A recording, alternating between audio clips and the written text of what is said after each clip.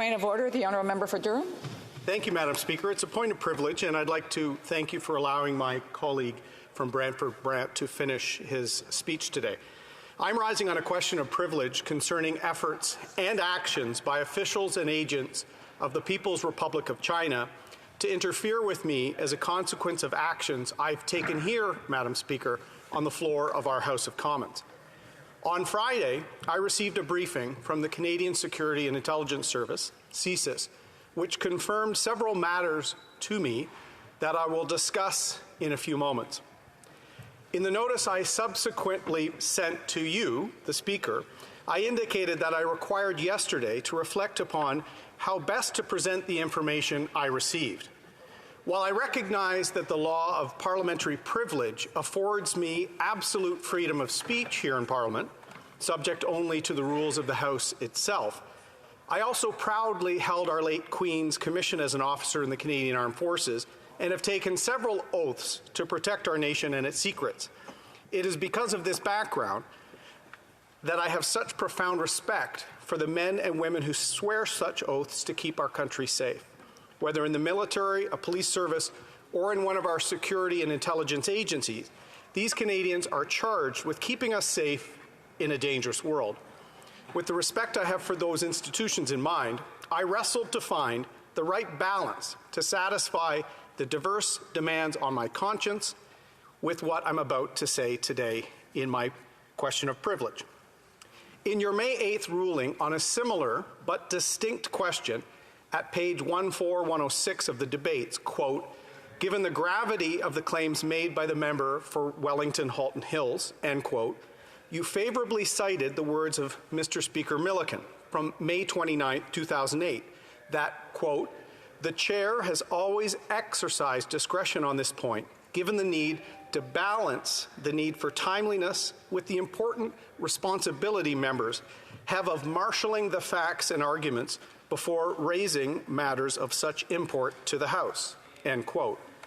In my case, Madam Speaker, it was not just a matter of marshalling the facts, but also giving adequate consideration as to how those facts could be presented in this House in a way that safeguards the sources and methods of our intelligence agencies and the personnel that work within them.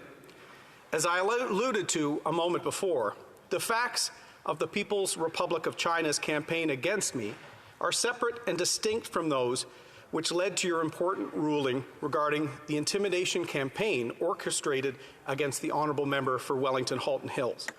In that case, the Globe and Mail newspaper reported on intelligent leaks that indicated an accredited Chinese diplomat was involved in the targeting of this honourable member and his family. This targeting appears to have been ordered following the February 2021 motion brought by that member, recognizing the harms perpetrated against the Uyghur population in the Xinjiang region of China as genocide. After the honourable member raised his question of privilege, the government and CSIS acknowledged to him the veracity of the media reports. The facts of my case, Madam Speaker, are distinct as they relate to an ongoing campaign of foreign interference to target me as both a member of this chamber and as leader of the official opposition. Given my respect for the men and women who work for CSIS and the Canadian security establishment, I will not provide the specific detail from my intelligent briefing on the numerous threats identified to me, as I do not want any details to reveal sources or methods of collection. While I have more detail that I'm sharing with the House, I want to ensure that the public interest is properly served alongside ensuring that important intelligence gathered can continue unimpeded by appropriate parliamentary review. As an aside, Madam Speaker, the Procedure and House Affairs Committee could, of course, obtain further details directly from the government under appropriate in-camera cautions.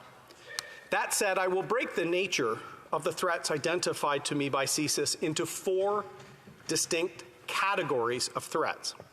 Each of these threats were intended to discredit me, promote false narratives about my policies, and to severely obstruct my work as a Member of Parliament and as leader of the official opposition. The numerous examples also demonstrate that there was an orchestrated campaign of foreign interference in the 43rd Parliament and into the 2021 general election. The first category of threat is related to foreign funding, specifically the payment of funds by the Chinese Communist Party through the United Front Work Department to create specific products of misinformation on me as a Member of Parliament and as leader of the Conservative Party of Canada. The second category of threat is related to human resources, specifically the use of groups of people working for or aligned with the United Front Work Department in Canada. They were organized and directed by a foreign state to amplify misinformation efforts and undermine my work as a member of this chamber and as leader of a parliamentary caucus.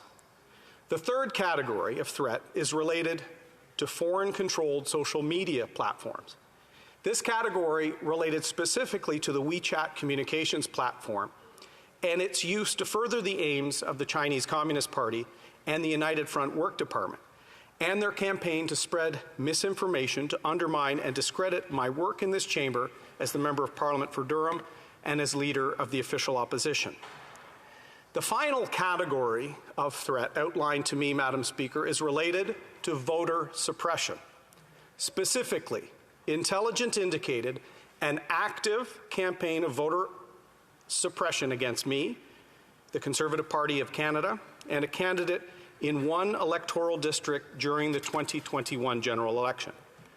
I must acknowledge at this point, Madam Speaker, that I also believe my privileges as a member and officer of Parliament were infringed by the government's unwillingness or inability to act on intelligence related to foreign interference.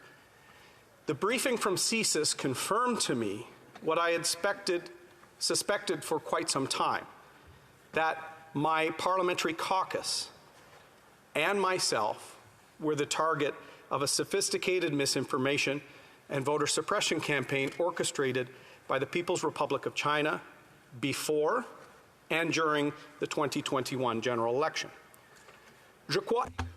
I also believe that my privileges as a Member of Parliament and Leader of the Opposition have been breached by the government's reluctance to act upon the measure of intelligence relating to foreign interference.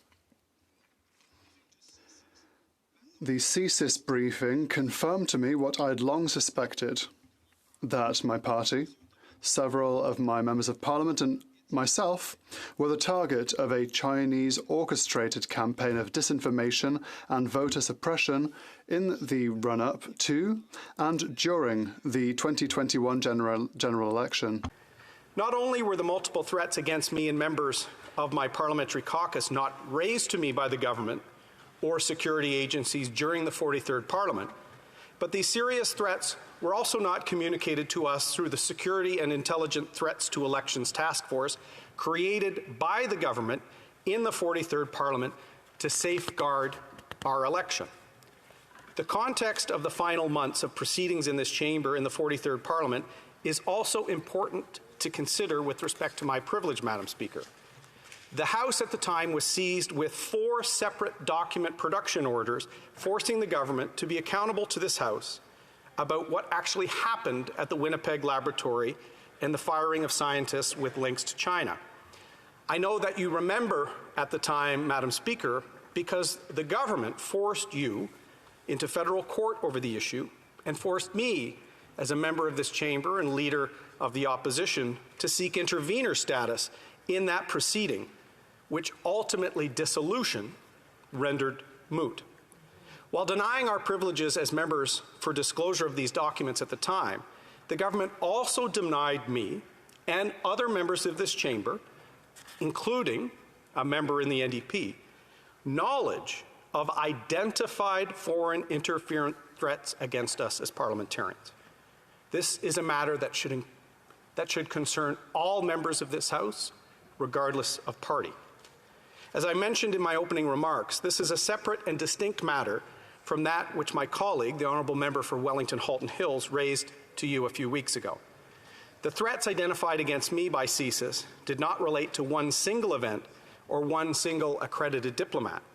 Rather, the numerous threats identified to me provide proof of an ongoing campaign of foreign interference intended to disrupt my work as a member, but also to critically disrupt my work as leader of a large parliamentary caucus in a minority parliament. Threats, disruption, and interference of this scale actually violated the privilege of hundreds of members of this House. I stress this distinction because it is my respectful submission that it represents a distinct question from that addressed in your earlier ruling or in the subsequent May 10th order of reference to the Procedure and House Affairs Committee. It is worthy of its own separate finding of a prima facie contempt and committee investigation, Madam Speaker. Indeed, the situation here might be analogous to a couple of periods in the Speaker's early days as a member of this House.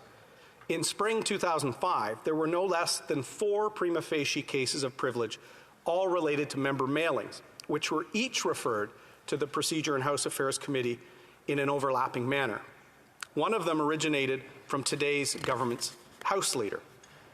Later, in November 2009, there were 2 prima facie cases of privilege related to members' householder mailings, which were also separately referred to committee again in an overlapping way.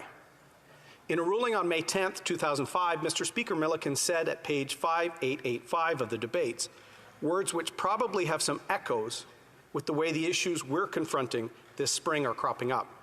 Quote, as the member for Wellington Halton Hill well knows, we have had a number of these kinds of questions of privilege raised in the House recently, and quite a number have been sent off to the Procedure and House Affairs Committee, which is actually studying these issues, I believe, as we speak. I am more than happy to permit him to move this motion and send the matter to committee if he wishes. I'm sure the committee will be interested in considering this one along with all the other ones that it is currently dealing with of a similar nature. There do seem to be a lot of these mailings these days, end quote. Well, Mr. Speaker, there does seem to be a lot of foreign interference reports these days as well, and the House should be seized with each of them individually. As I said, they should trouble all members of this chamber. As you know, Madam Speaker, I've been a frequent commentator on Canada's foreign policy in this House. Specifically, I've been raising concerns relating to Canada-China relations for many years. Before serving as Leader of the Opposition, in both the 42nd and 43rd Parliaments, I served as the Shadow Minister for Foreign Affairs, the same parliamentary position held now by the member for Wellington Halton Hills. It was in this capacity that I was one of the first voices in the chamber to discourage the use of Huawei technology in Canada's 5G network. I, alongside other colleagues, raised concerns about the approval of sales of several Canadian technology companies without proper security assessments by this government.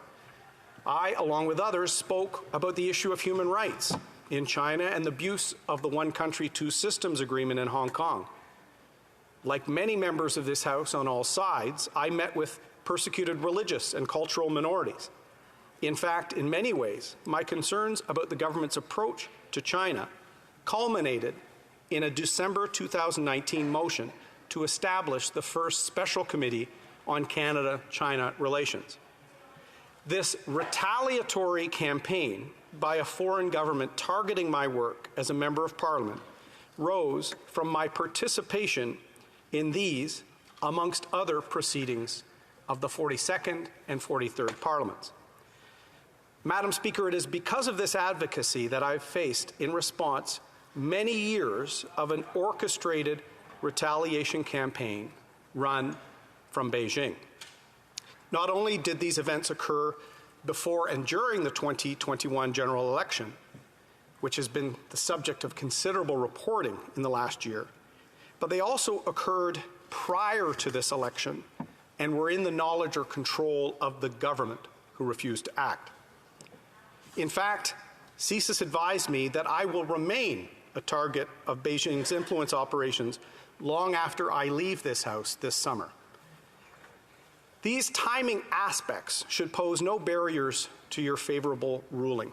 Indeed, House of Commons Procedure and Practice, 3rd edition, notes at page 81, quote, instances of contempt in one Parliament may even be punished during another Parliament.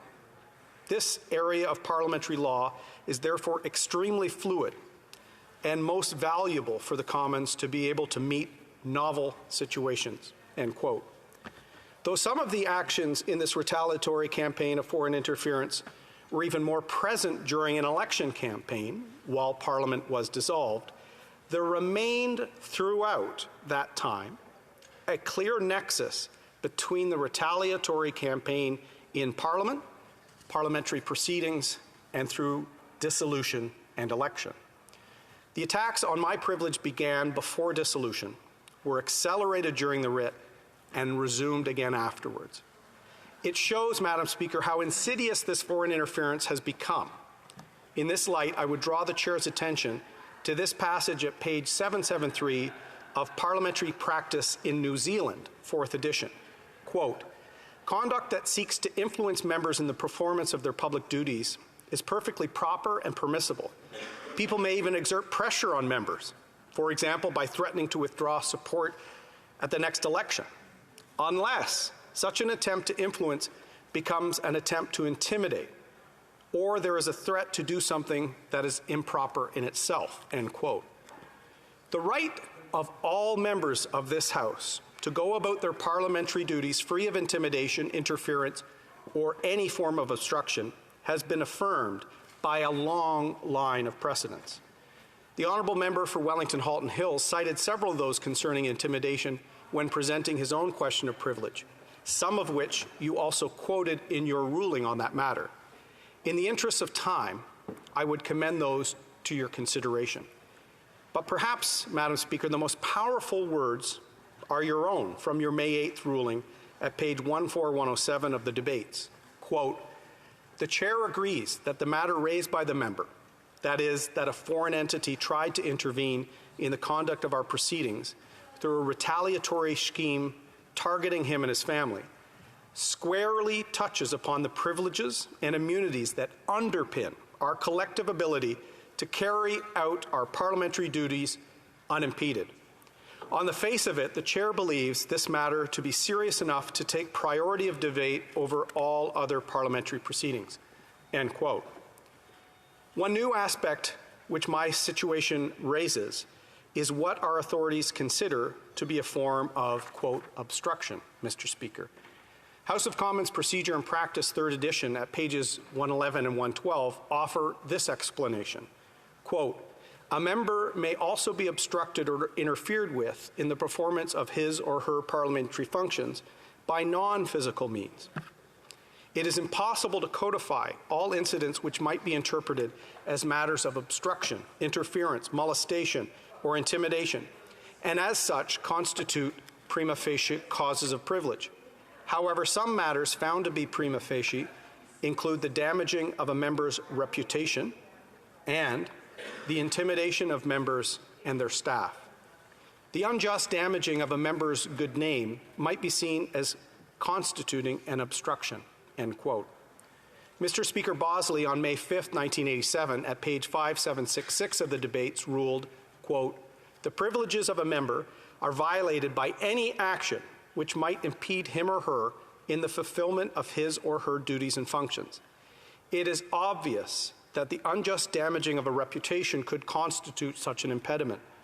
The normal course of a member who felt himself or herself to be defamed would be the same as that available to any other citizen: recourse to the courts under the laws of defamation, and the possibility of damages to substitute for the harm that may be done.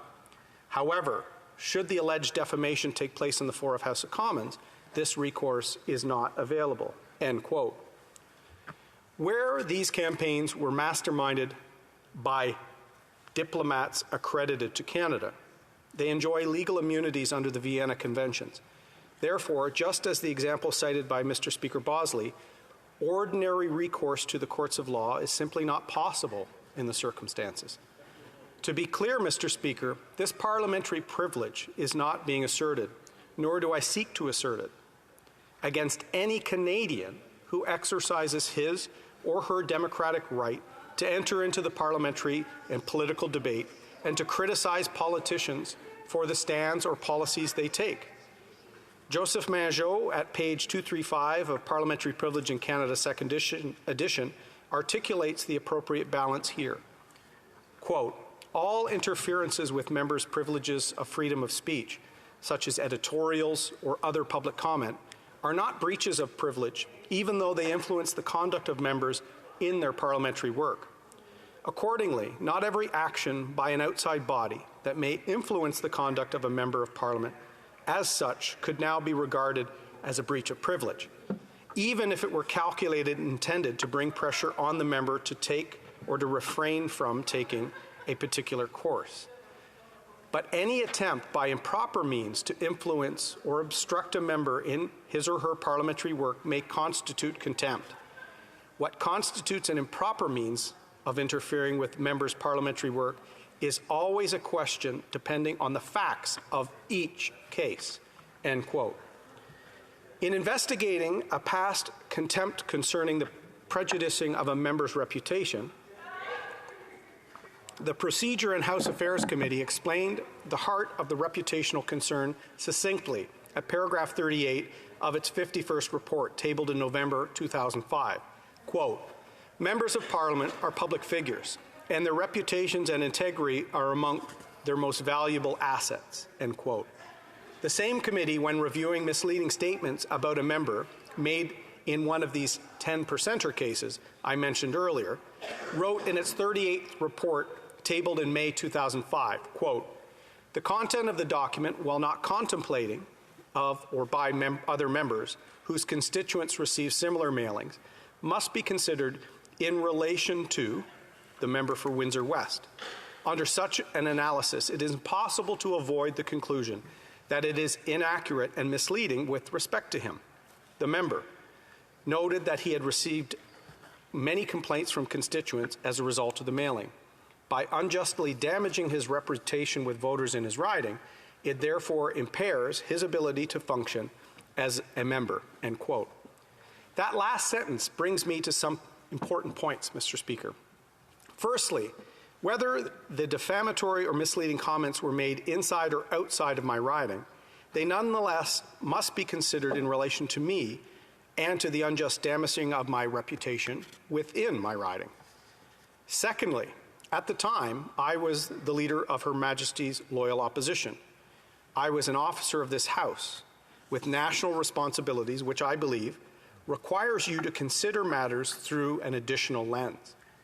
By unjustly damaging the reputation of the leader of a national party, it has the consequence of both impairing his or her ability to function as one of those political officers of this House, but also of indirectly implicating all of my colleagues who I was proud to lead as leader of a parliamentary caucus.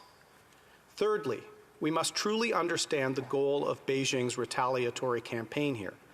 The Communist government's ideal outcome is to have its critics pull their punches and turn a blind eye. It is to create, at the end of the day, a chilling effect on our public policy and the debates in this chamber, a chilling effect on our parliamentary democracy. At its heart, Mr. Speaker, Beijing's goal and their detailed actions towards the member from Wellington Halton Hills, myself, and other members of this chamber stifle free debate in this House. The Special Committee on Rights and Immunities of Members explained the importance of freedom of speech in Parliament in its first report tabled in April 1977 as, quote, a fundamental right without which members would be hampered in the performance of their duties. It permits them to speak in the House without inhibition, to refer to any matter or express any opinion as they see fit, to say what they feel needs to be said in the furtherance of our national interests and the aspirations of their constituents, end quote. It is this very principle which the House must uphold, must vindicate, and must defend robustly, for it is what ensures that we are a vibrant democracy, where the people's representatives defend the people's interests, not vested interests. Earlier, I cited an authority for the proposition that the area of parliamentary law of concern here remains fluid in order to allow the House to meet new and novel threats. Well, Mr. Speaker, this novel and expanding situation of foreign interference in our politics, seeking to silence the debates of this Parliament, must be met, and our parliamentary democracy must be defended. It is important for me to raise this issue before I finish my service in the House in the coming weeks.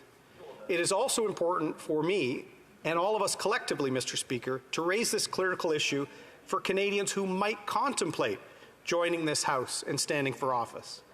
We can no longer ignore this interference and the chill effect it will have on free speech and our debates. We owe it to the next generation of members of Parliament from all backgrounds, cultures, experiences, to be able to take their place in this chamber to build on our democracy unencumbered by threats, intimidation, or pressure. As my colleague, the member for Wellington Halton Hills, observed, members of Parliament, and especially opposition members, are certainly not ordinary Canadians that can rely on the government, the executive branch, to discharge their role as defender of the realm. The problem does not lie with our proud, hardworking intelligence agencies.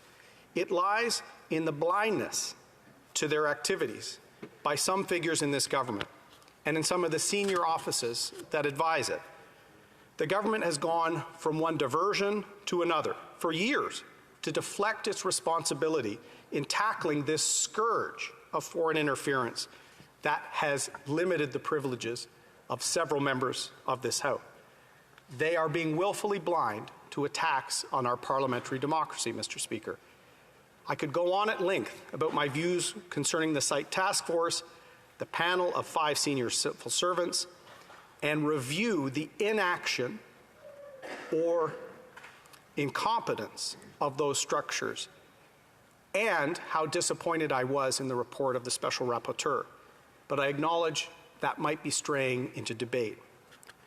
Besides, this House and the whole country knows firsthand my views on the Special Rapporteur's review process, because when he met with me, the review was largely completed.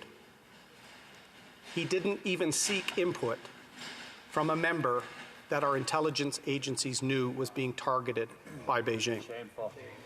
I will simply say that rather than restoring faith in our institutions and democratic process, the perceived conflict of interest of the Special Rapporteur and the outcome-driven terms of reference he was given and the final report that followed them has actually deepened mistrust, Mr. Speaker, and further demonstrated the need for an independent review.